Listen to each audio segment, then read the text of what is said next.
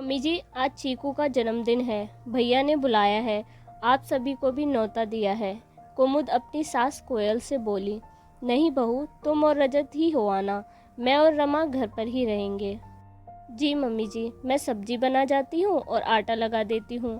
आप दोनों को जब भूख होगी रमा रोटियां सेक देगी। क्या माँ, आपने भाभी को जाने क्यों दिया? उनके मायके में हमेशा कुछ ना कुछ होता रहता है।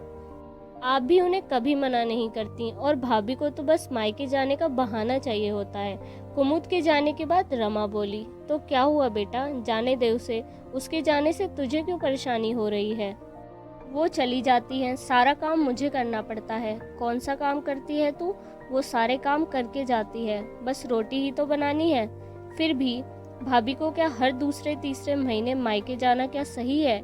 ऐसे तो वो हमें कभी अपना ही नहीं पाएंगी। कुमुद की शादी को अभी साल भर हुआ था। उसके मायके में मम्मी पापा, 3 बड़े भाई, भाभी, उनके 6 बच्चे थे। क्योंकि परिवार बड़ा था, इसलिए हर दूसरे तीसरे महीने में उसके मायके में कोई ना कोई फंक्शन होता रहता था।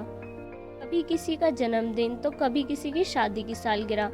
कुमुद का मायका ससुराल से बस 10-12 किलोमीटर ही दूर था, इसलिए कुमुद भी बुलाने पर अक्सर चली जाती। कोयल जी को भी कुमुद के मायके जाने से कोई परेशानी नहीं थी। वो तो कुमुद को खुशी खुशी भेज देती। बस रमा ही थी जो कुमुद के मायके जाने से चिढ़ जाती थी, क्योंकि कुमुद के ना रहने पर घर का काम उसे करना पड़ता था। तो क्या उसे मायके से दूर करके वो हमें अपना लेगी? मम्मी, आप बहुत सीधी हो। सलोनी की मम्मी को देखो, वो उसकी भाभी को मायके तो क्या आसपास घूमने भी नहीं जाने देती।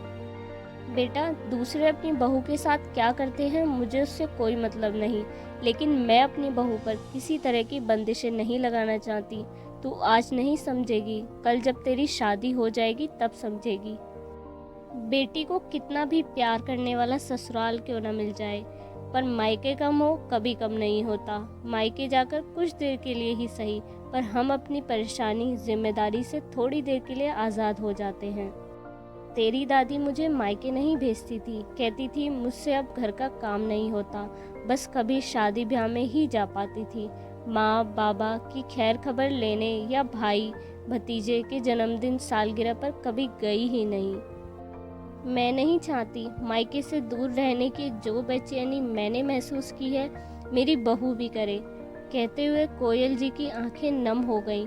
बेटा, बीते कल से सबक लेकर हम अपना आज और कल संवार सकते हैं। तुझे भी पराए घर जाना है, तब शायद तू मायके का मोह समझ पाए। आज हम हैं, कल नहीं रहेंगे, तब तेरी भाभी ही हमारी जगह लेगी।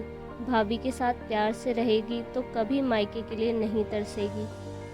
सॉरी मम्मी, अब कभी भाभी के मायके जाने पर नाराज़ नहीं होंगी। मम्मी, मैं अभी आई। भाभी भाभी, आप तैयार हो जाइए, खाना मैं बना लूँगी। रसोई की ओर जाते हुए रमा बोली। कोयल जी खुश थी कि उनकी बेटी को समय रहते उनकी बात समझ आ गई।